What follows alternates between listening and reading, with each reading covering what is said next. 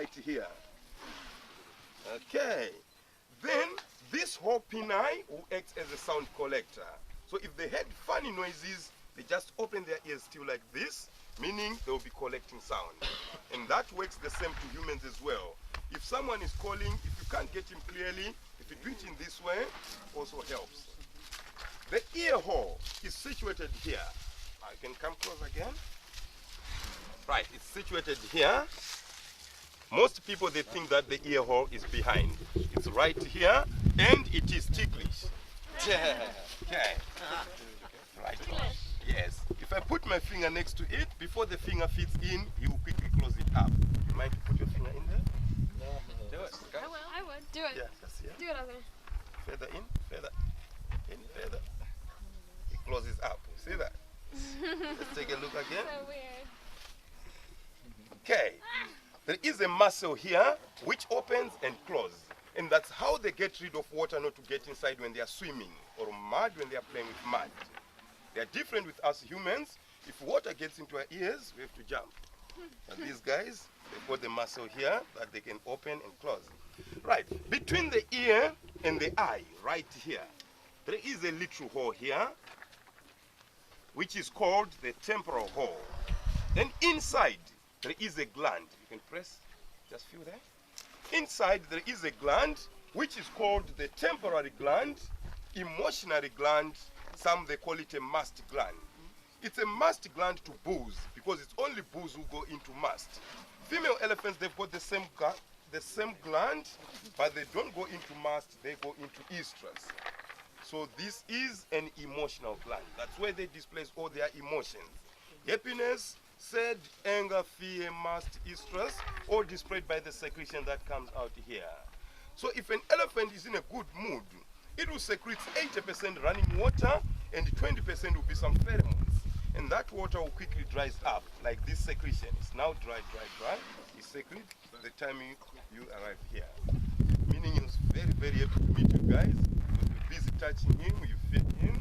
He's also still getting food though there. So it's like having breakfast in bed. He's absolutely happy. Okay, then if an elephant is in a bad mood, it will secrete thick fluid. And it will be like glycerin, continuous pouring. Then you have to check on that elephant. Then if bulls are in mast, you all understand what mast is when bulls are in season. Okay, so if a bull is in that condition, it will secrete thick fluid, dark in color like used oil, and that will be 80% pheromones, 20% will be water.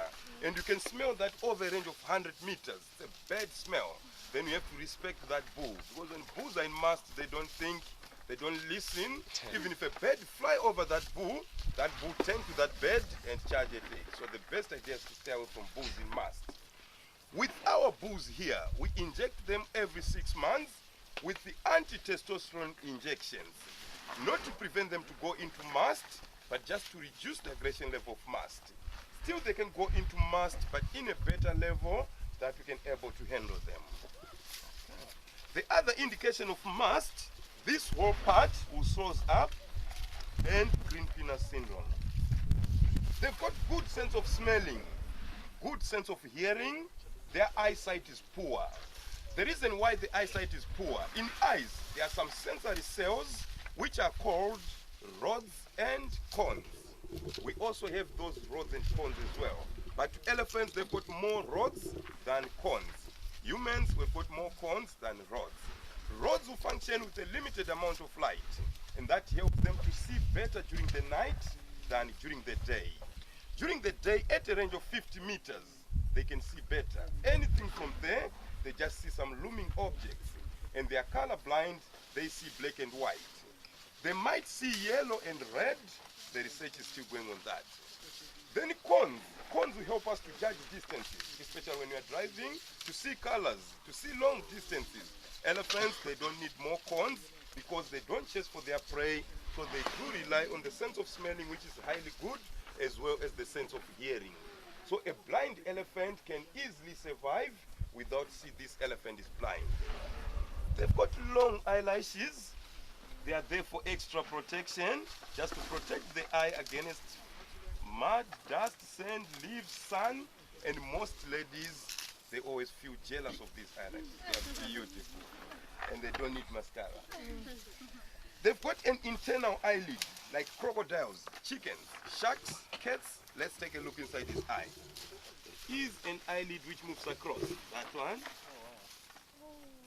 You see that? Okay. So that internal eyelid is called a nyctetic membrane. So by moving across like this, that's the way how they clean up the eye. And they'll end up with white foam at the corner of the eye here with all the rubbish in it. And that foam will later dissolve into liquid like this. It's not tears.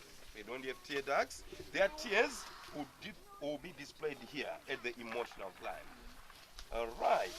So now, let's move around to the feet. Then you can take a look at the feet.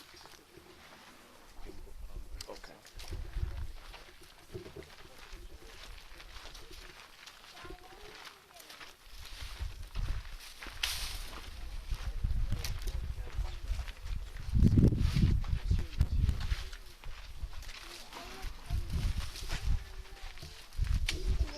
All right.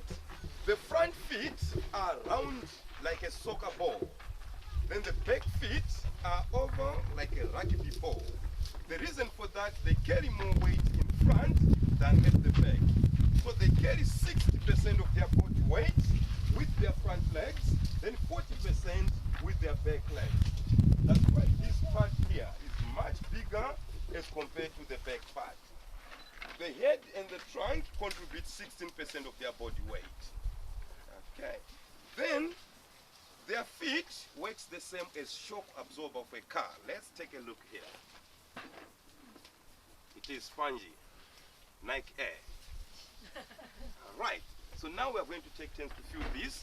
Some of you guys can join Addington at the back there. Some can join me this side. You can come one at a time. Let's do it one at a time.